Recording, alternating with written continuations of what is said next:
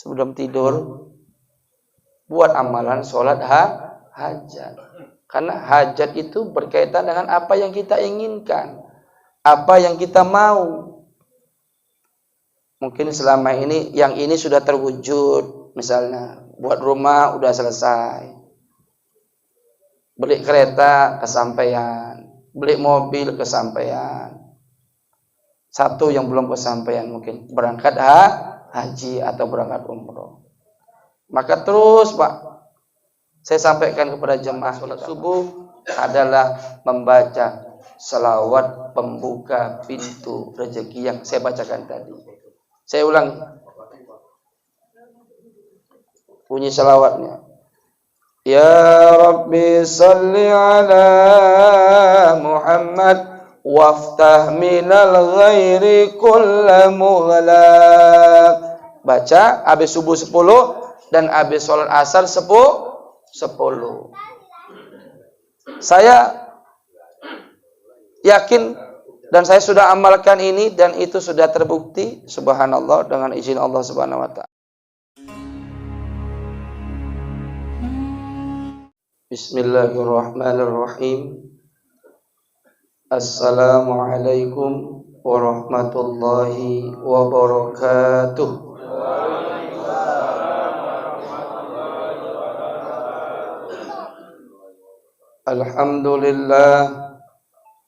Alhamdulillahilladzi anzala as-sakinata fi qulubil mu'minin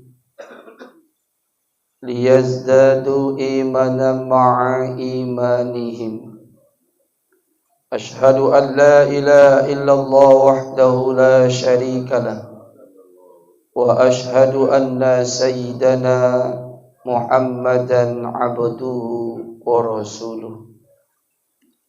Allahumma salli wa sallim wa barik ala sayyidina Muhammad wa ala alihi wa ashabihi ajma'in. Amma ba'd. Qala Allah ta'ala fi kitabihil karim, a'udzu billahi minasy syaithanir rajim. Bismillahirrahmanirrahim. Wa atimmul hajjata wal umrata lillah. Wa ayatul ukhra, innal ladzina amanu wa 'amilus shalihat kanat lahum jannatul firdausi nuzula. Shadaqallahul azim. Puji serta syukur mari kita ucapkan kehadirat Allah Subhanahu wa taala atas segala limpahan rahmat, karunia dan nikmatnya kepada kita semua, sehingga pada malam hari ini kita dapat hadir dan berkumpul bersama di rumah Ahlul Bait, yakni tepatnya di rumah Bapak Haris Ashab sekeluarga, dalam rangka pelaksanaan perwiridan bergilir di setiap malam Jumatnya, sekaligus acara tasyakuran keberangkatan Bapak Haris Ashab beserta dengan keluarga untuk melaksanakan ibadah umroh di Tanah Suci. Selanjutnya, sholawat beriring salam mari kita sampaikan kepada junjungan kita, contoh tauladan kita dalam hidup dan kehidupan, yakni baginda Rasulullah Muhammad sallallahu alaihi wasallam. Allahumma salli wa sallim wa barik alaihi. Semoga di yaumil mahsyar nanti kita kelak mendapatkan syafaat dari Rasulullah sallallahu alaihi wasallam. Amin. Amin ya rabbal alamin. Yang saya hormati Ahlul Bait, Bapak Haris Ashab beserta dengan keluarga. Yang saya hormati Bapak Ketua Pemerintahan kita, Bapak Selamat. Kemudian yang saya hormati Bapak-bapak, saudara-saudara, orang-orang tua kami, jemaah Pemerintahan Babu Salam yang dirahmati oleh Allah Subhanahu wa taala. Alhamdulillah pada malam hari ini di hari Kamis malam Jumat tepatnya tanggal 12 Januari 2023 kita berada di majelis yang mulia, di majelis yang dirahmati oleh Allah Subhanahu wa taala. Nabi bersabda dalam salah satu hadis, "Man kharaja fi baitihi fi talabil ilmi fahuwa fi sabilillah hatta yarji'a." Barang siapa yang keluar dari rumahnya guna untuk menuntut ilmu, mempelajari satu bab ilmu, maka dihitunglah pahalanya seperti orang yang berjihad di jalan Allah sampai nanti dia kembali lagi pulang ke rumahnya. Mudah-mudahan kita yang hadir pada malam hari ini mendapatkan pahala jihad fisabilillah. Amin. Amin ya rabbal alamin. Dan dalam hadis yang lain Rasulullah juga bersabda, "Man salaka tariqan yaltamisu fihi ilman sahalallahu lahu tariqan ilal jannah." Barang siapa yang menempuh jalan untuk menuntut ilmu, mempelajari satu bab ilmu, maka nanti Allah akan mudahkan jalannya untuk menuju ke surganya Allah Subhanahu wa taala. Mudah-mudahan duduknya kita malam hari ini mendengarkan kajian majelis ilmu ini mudah-mudahan menjadi jalan memudahkan kita nanti di akhirat untuk menuju ke surganya Allah Subhanahu wa taala. Amin. Amin ya rabbal alamin. Bapak-bapak, ibu-ibu, orang-orang tua kami, jemaah pemberitaan yang dirahmati oleh Allah Subhanahu wa taala. Tadi di awal mukadimah saya membacakan salah satu firman Allah dalam surah Al-Baqarah. Bismillahirrahmanirrahim. Wa atimul hajjata wal umrata lillah. Dan sempurnakanlah ibadah haji yang kamu lakukan, ibadah umrah yang kamu lakukan lillah, semata-mata hanya mengharap ridho Allah Subhanahu wa taala. Alhamdulillah Bapak Haris Ashab ini berangkat yang kedua kali. Apa yang ketiga kali? Yang ketiga kali. Hari ini beserta dengan keluarga. Insyaallah tanggal 15 nanti hari Ahad. Kita doakan semoga nanti Pak Haris Ashab dengan keluarga sewaktu melaksanakan ibadah umroh diberikan kemudahan dan kelancaran ibadahnya. Amin. Dan umroh yang dilakukan pada tahun ini menjadi umroh yang mabrur. Amin. Amin ya rabbal alamin. Bapak, ibu, orang tua kami yang dirahmati Allah Subhanahu wa taala. Kita setiap malam Jumat selalu membaca surah Yasin. Di ayat 82 Allah menegaskan, "Innama amruhu idza arada shay'an ay yaqula lahu kun fayakun." Sesungguhnya Allah Subhanahu wa taala apabila Allah ingin menghendaki sesuatu, Allah cukup katakan kun fayakun. Jadi maka terjadilah. Sebetulnya itu kunnya kita, Pak. Kunnya kita.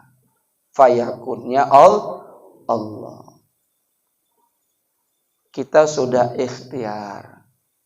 Kita sudah berdoa. Jangan lupa untuk bertawakal kepada Allah. Semoga Allah menjadikan niat baik kita yang belum kesampaian itu Allah wujudkan. Dengan kehendak Allah, Allah katakan kun fayakun. Tidak ada yang mustahil. Tidak ada yang mustahil bagi Allah jika Allah sudah menghendaki. Jadi kita jangan pesimis gitu, Pak. Sepertinya Pak Ustadz dengan pekerjaanku yang seperti ini rasa-rasanya nggak mungkin aku bisa berangkat haji.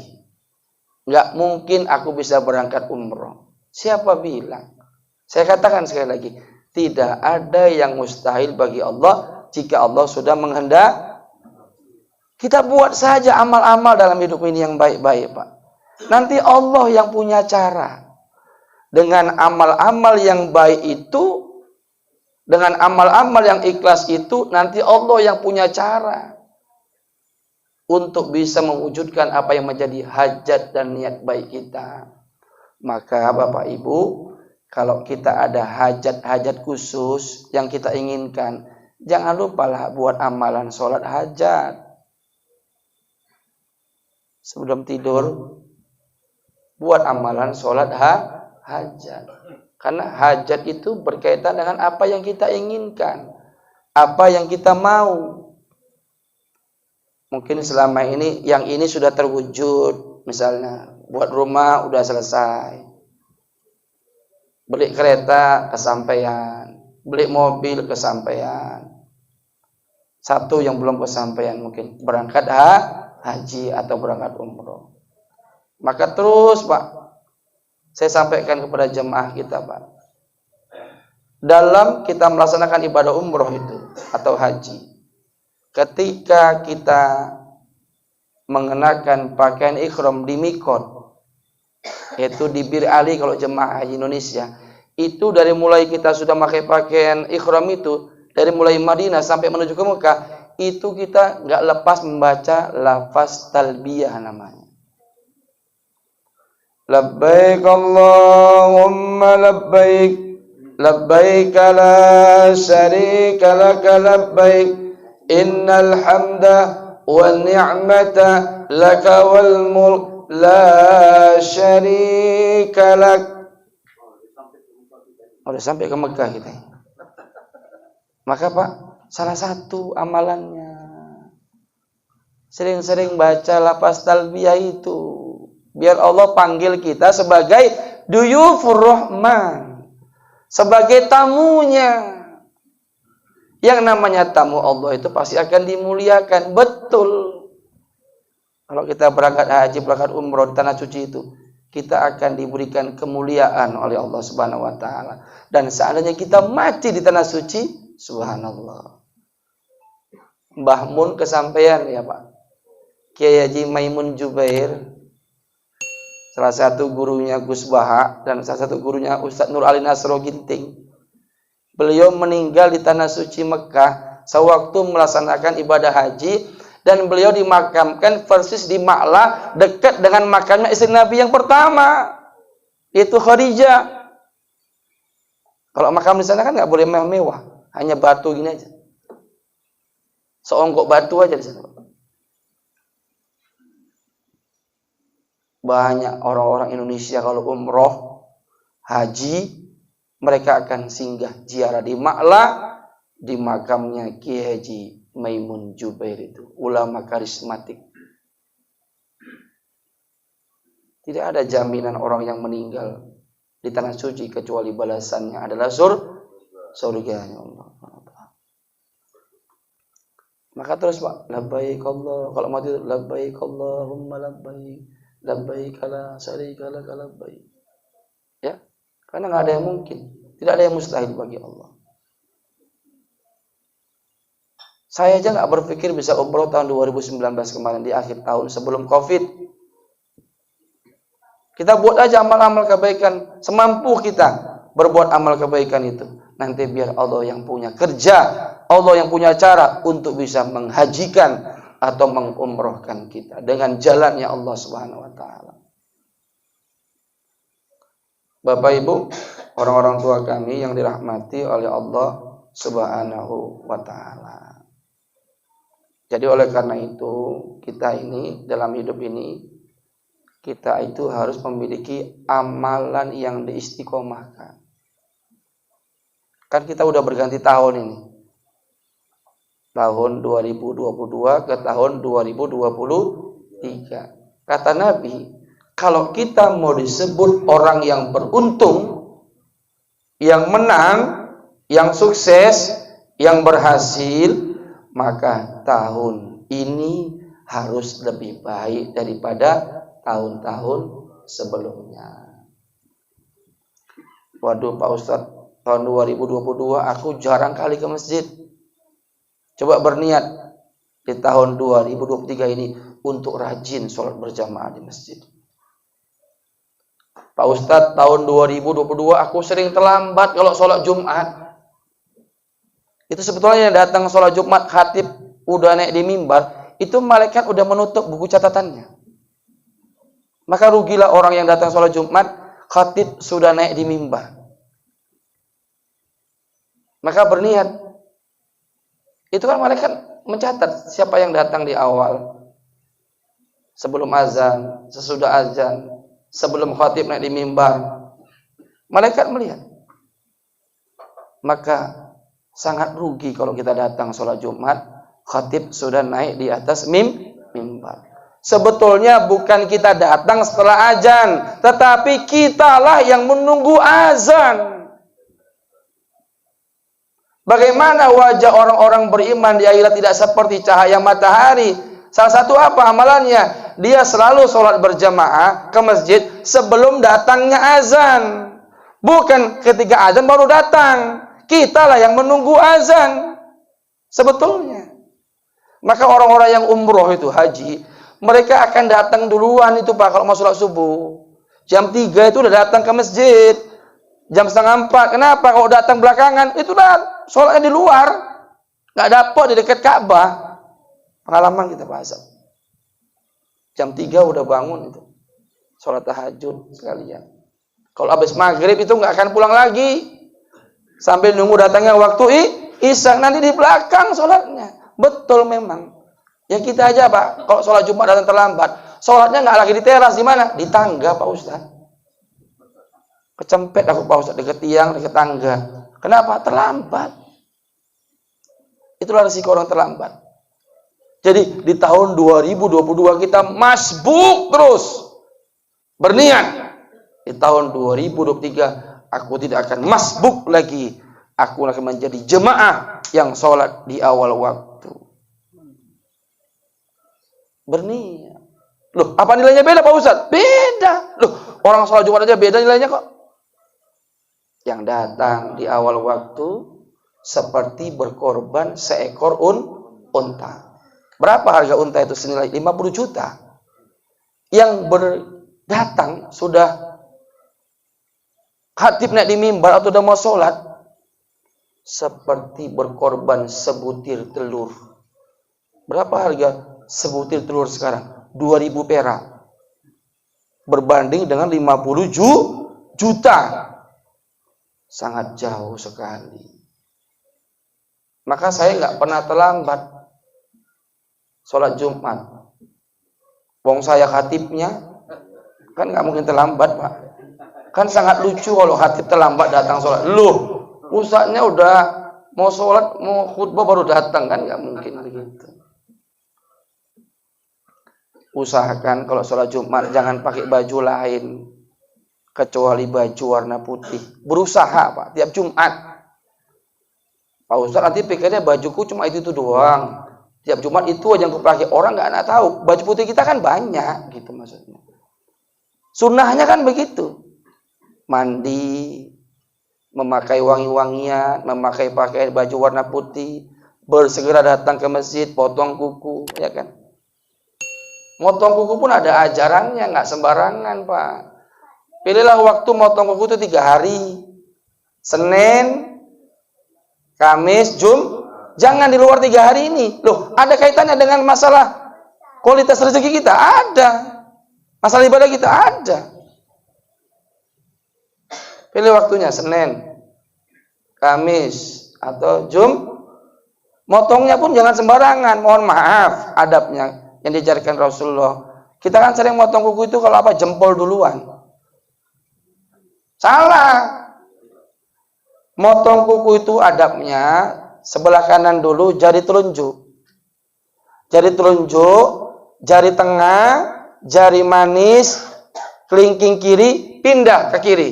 Kelingking kiri, jari manis kiri, jari tengah kiri, jari telunjuk, jempol kiri, baru jempol kanan terakhir. Sampai masalah motong kuku pun diperhatikan sama Islam. Begitu detailnya Islam itu Pak. Untuk menjaga fitrah, kesucian. Kita kan sering asal-asalan. Sebetulnya nggak boleh ketika kita mau tidur masih ada sampah dalam rumah. Salah satunya itu yang membuat rezeki kita itu sempit. Sulit. Kita membiarkan ada sampah masih berada dalam rumah ketika kita masih mau tidur. Jadi kalau ada lubang sampah dalam rumah, keluarkan ketika mau tidur. Piring-piring masih kotor, bersihkan. Kenapa? Biasanya setan itu akan makan bekas dari sisa-sisa makan manusia yang tidak habis. Berarti kita mau tidur meninggalkan sisa-sisa yang akan dimakan oleh setan. Mohon maaf, orang-orang dulu kan kalau nyuci piring itu besok pagi. Salah itu aja. Malam-malam itu udah berbenah semua, nggak ada lagi yang kotor-kotor. Semua sudah bersih. Coba kita teliti selama ini apa yang membuat rezeki kita itu sulit. Mungkin ada amal-amal yang kita amalkan tidak sesuai dengan sunnah baginda Rasulullah Muhammad sallallahu alaihi wasallam. Nah, kalau motong jari kaki lain, nggak sama seperti jari tangan. Kalau jari kaki mulai pertama dulu kelingkingnya dulu. Kelingking kanan sebelahnya, tengah sebelahnya pindah. Kelingking kiri sebelahnya, tengah sebelahnya, jempol kaki kiri baru jempol kaki kanan. Gitu motong. Maka ada istilah yang mengatakan al-adabu fauqu ilmi. Adab itu lebih tinggi daripada ilmu. Mohon maaf, dari adab-adab yang kecil kita masih salah. Contoh, salah satu organ tubuh manusia yang disukai oleh setan kan lubang mulut. Kenapa? Sumber dosa manusia itu salah satunya yang terbanyak di lubang mulut, Pak. Yang berdusta lubang mulut, yang gosip lubang mulut, yang fitnah lubang mulut, yang bersumpah palsu lubang mulut, yang menguap nggak ditutup lubang mulut. Banyak orang Islam hari ini kata Nabi, kalau kamu menguap tutup mulutmu. Kalau nggak kututup, sesungguhnya setan masuk melalui rongga mulut yang terbuka itu. Mohon maaf, hari ini saya tengok banyak orang Islam kalau menguap nggak ditutup gitu, Pak. Mas, tutup. Kalau di luar sholat nutupnya begini. Kalau di dalam sholat dibalik. Tangan kiri. Saya lagi bersedekap, nutup menguap. Hal-hal yang sekecil itu pun kita kadang-kala tidak mengikut daripada sunnah baginda Rasulullah Muhammad sallallahu alaihi. Saya khawatir, Pak, kalau nggak ditutup menguap gitu, di samping setan masuk, ada binatang yang masuk, namanya lalat hijau. Itu lebih bahaya, jadi penyakit. Bapak Ibu, orang-orang tua kami yang dirahmati oleh Allah Subhanahu wa ta'ala. Saya malam ini mau kasih sama kita amalan. Satu, amalan ketika sujud. Yang kedua, amalan ba'da sholat subuh dan ba'da sholat asar. Saya sudah bawa fotokopinya. Nanti saya bagi satu-satu. Nanti diamalkan. Ya, Pak? Itu udah dijazakan oleh Habib itu. Amalan ba'da subuh itu dibaca 10 kali dan dibaca 10 kali ba'da asar. Bapak Ibu, orang-orang tua kami yang dirahmati oleh Allah Subhanahu wa ta'ala. Kata Nabi, saat terdekatnya Allah Subhanahu wa ta'ala dengan kita hambanya pada waktu kita sholat, kata Nabi, wa huwa sajidun, yaitu ketika kita sedang sujud. Fa'aksiru du'a, Maka perbanyaklah doa, kata Nabi, ketika kamu sedang sujud itu. Jadi bapak-bapak, terkadang mengapa ada beberapa imam masjid kita di sujud itu agak lama dia bangkitnya. Karena memang kita disuruh Nabi ketika kita sujud fa'aktiru doa. Perbanyak doa selain doa subhana rabbiyal a'la wa bihamdi. Ternyata ada doa lain, Pak, yang kita baca selain daripada itu, dan itu jadikan amalan. Satu, baca doa seperti ini, Pak, yang diajarkan Nabi ketika sujud. Wabil khusus di sujud yang terakhir. Sebetulnya setiap sujud itu lama. Nabi itu kalau setiap sujud lama. Cuma nanti kalau kita buat di Masjid Babu Salam, setiap sujud rakaat itu lama, makmumnya grundel. Kok suwi tenan, dah bangkit-bangkit iki imam iki ngapain, opo sing dibojo iki. Sebetulnya kalau Nabi itu sujudnya setiap rakaat Nabi lama. Ya minimal kita di sujud yang terakhir kita lamakan. Apa doanya, Pak Ustaz? Baca. Satu doanya. Allahumma inni as'aluka husnul khatimah. Baca itu, Pak. Allahumma inni as'aluka husnul khatimah. Ya Allah, aku meminta kepadamu aku wafat dalam keadaan husnul khatimah. Bapak Ibu, kenapa kita perlu meminta kepada Allah dengan doa seperti itu? Karena kita yang datang hari ini, kita tidak tahu kapan kita meninggal dunia, keadaannya bagaimana, tempatnya di mana, caranya bagaimana, kita nggak tahu. Harapan kita membaca doa itu, Allahumma inni as'aluka husnul khatimah. Semoga Allah mentakdirkan nanti kita diwafatkan oleh Allah dalam keadaan baik di kesudahan akhir, yang disebut namanya wafat husnul khatimah. Kenapa? Karena penentuan seseorang itu baik atau tidak baik bukan dilihat sekarang, tetapi ditengok dan lihat nanti di akhir hayatnya. Apakah dia meninggal dalam keadaan husnul khatimah atau dia meninggal dalam keadaan su'ul khatimah. Su'ul artinya buruk di kesudahan akhir. Satu, itu doa yang dibaca. Dua, bacalah doa ketika sujud itu, kata Nabi, Allahumma rzuqni taubatan nasuha qablal maut. Saya ulangi, Allahumma rzuqni taubatan nasuha qablal maut. Ya Allah, berilah aku rezeki bertaubat sebelum aku mati.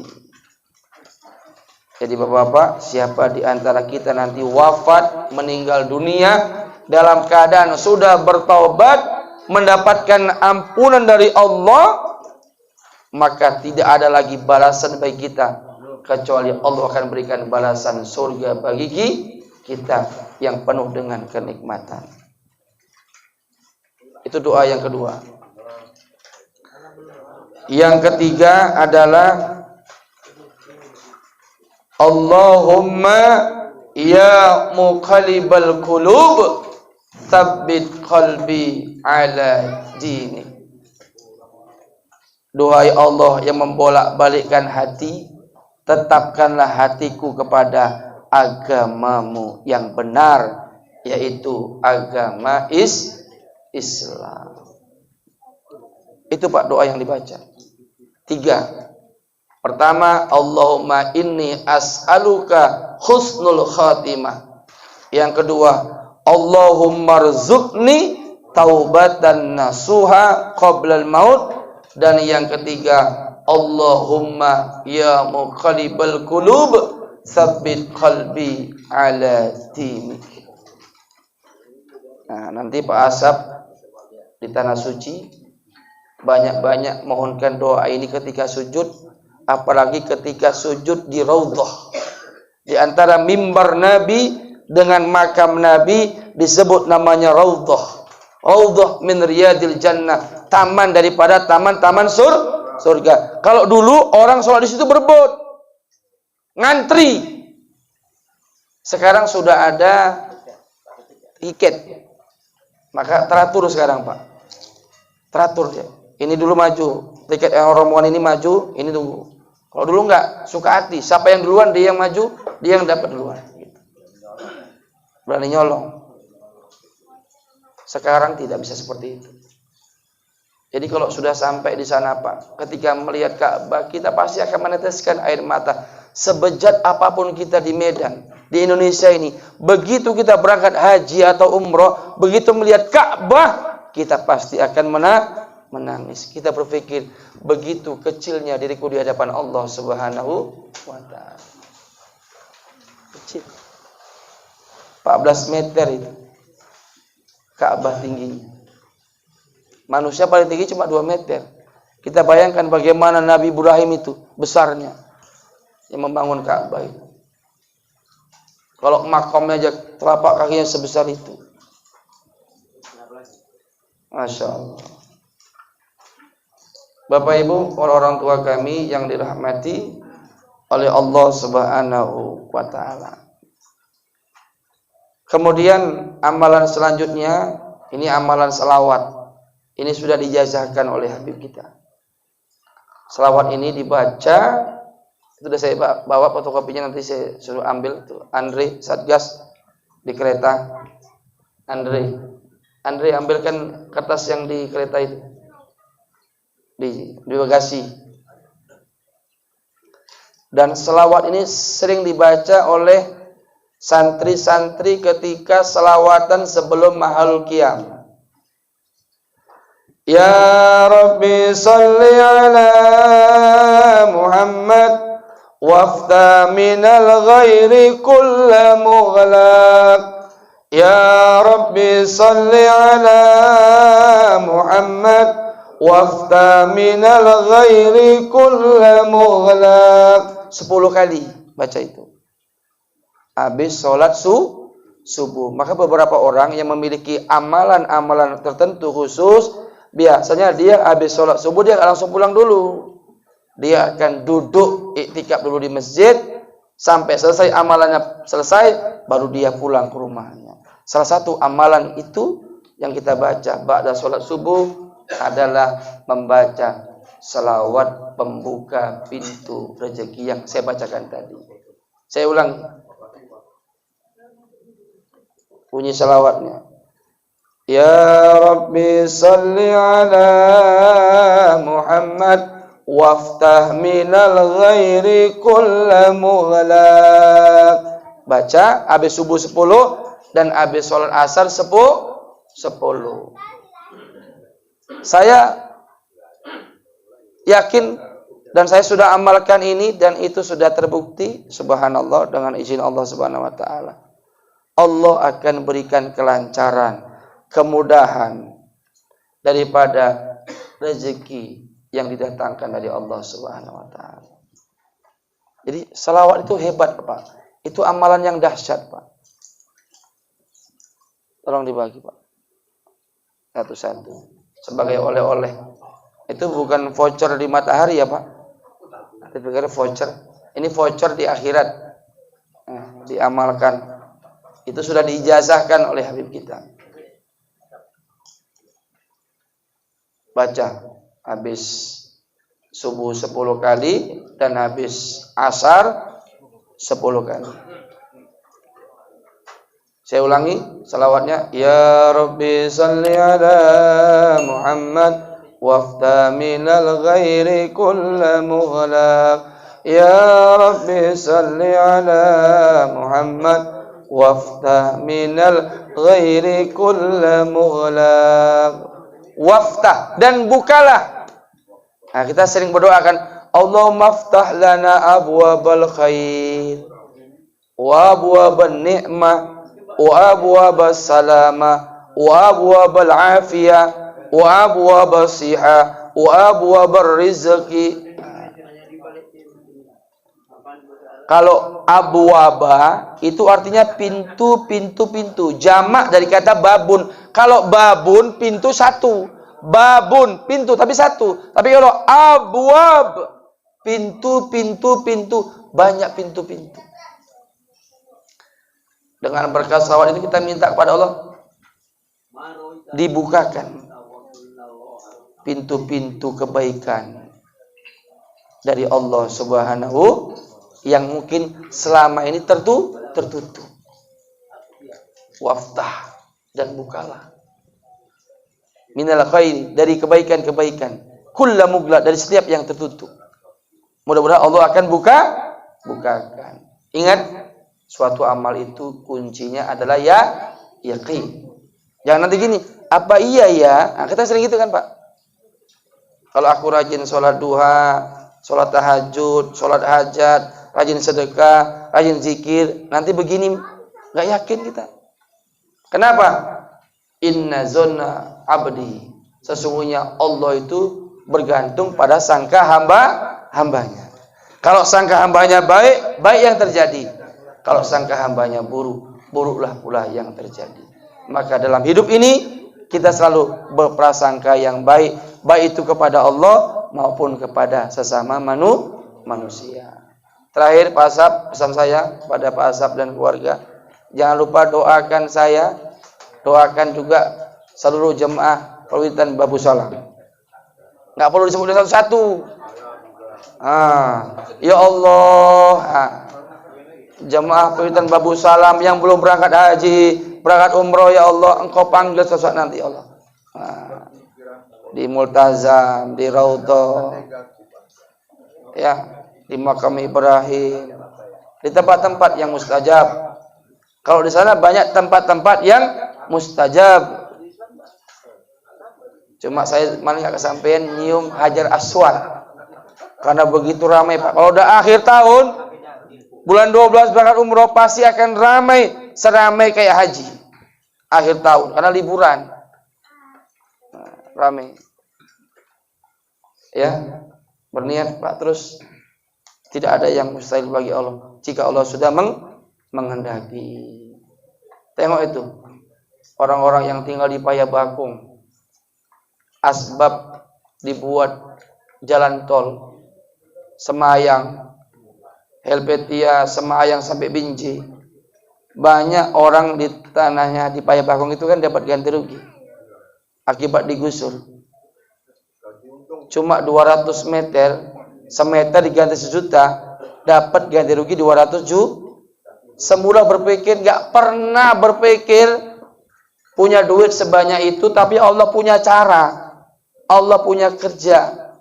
Dengan amal-amal mungkin yang mereka istiqomahkan selama ini, Allah datangkan rezeki sehingga mereka bisa berangkat umroh. Mohon maaf, kita sering kalau dapat uang banyak, cair banyak, yang kita ingat beli ini, beli itu, salah.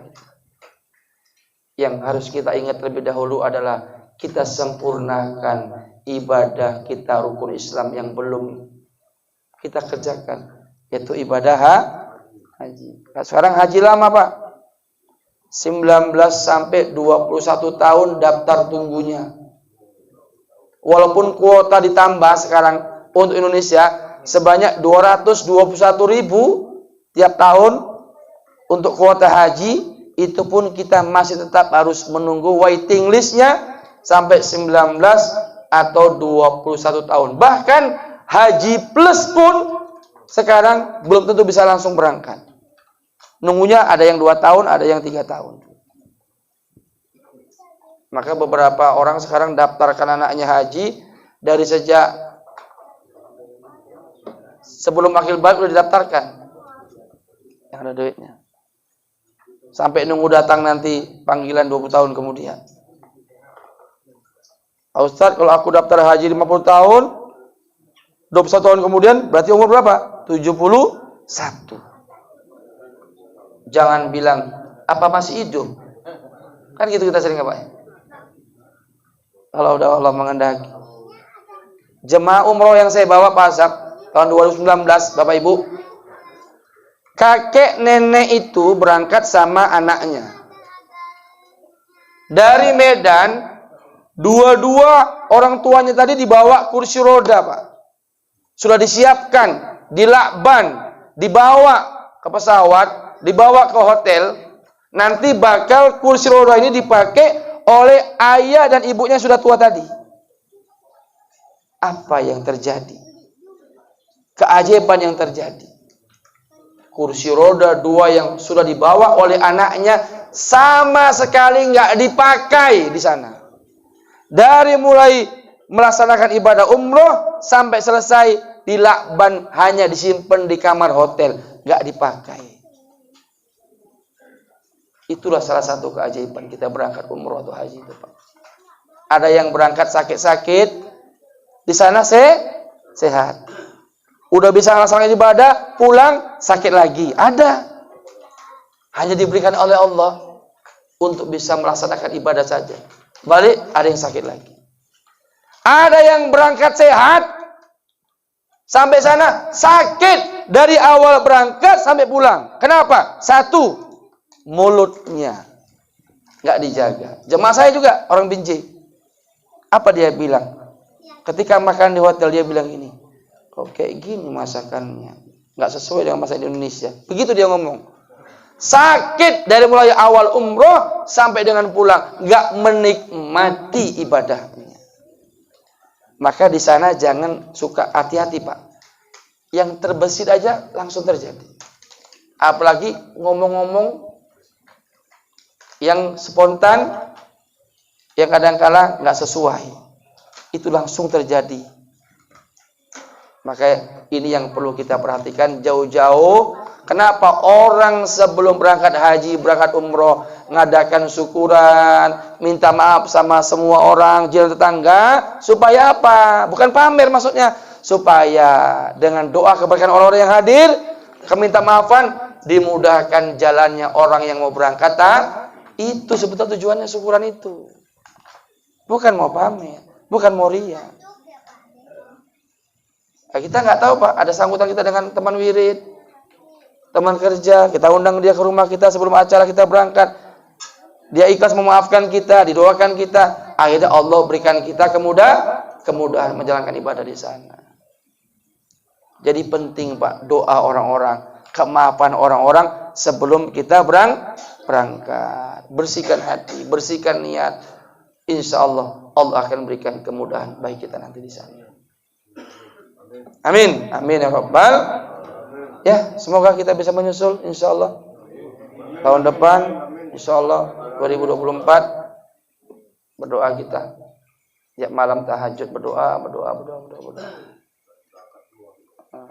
Tadi berangkat semua, ada yang di Masjid Bagus Salam ya. Ya kan Pak, 50 orang berangkat jemaah Bagus Salam, wah sunyi. Pindah di sana. Semua berangkat. Nah, kita nggak tahu Pak, ada Haji Mansur naik haji halamannya digusur, dapat ganti rugi. Ada Haji Kosasi naik haji ongkosnya dikasih. Ada Haji Abidin atas biaya dinas, dia pegawai yang berprestasi teladan, dibiayai sama negara. Ada. Tapi yang paling barokah adalah haji umroh dari hasil keringat itu yang paling barokah. Demikian yang dapat disampaikan. Saya tengok sudah banyak yang makan salak, ustadznya belum. Memang kalau sudah ceramah dikeluarkan makanan, akhirnya jemaah fokus pada makanannya ketimbang ceramah ustadznya. Nggak apa-apa, ya kan? Sambil makan. Tapi nanti live streamingnya ada ini Pak ya. Kalau kurang jelas nanti dapat dilihat di YouTube channel FKSMM. Jadi saya doakan semoga Pak Asap dan keluarga selamat dari mulai berangkat sampai dengan nanti tiba di Indonesia dalam keadaan sehat walafiat. Amin. demikian yang dapat disampaikan. Sudahi. Wassalamualaikum warahmatullahi wabarakatuh.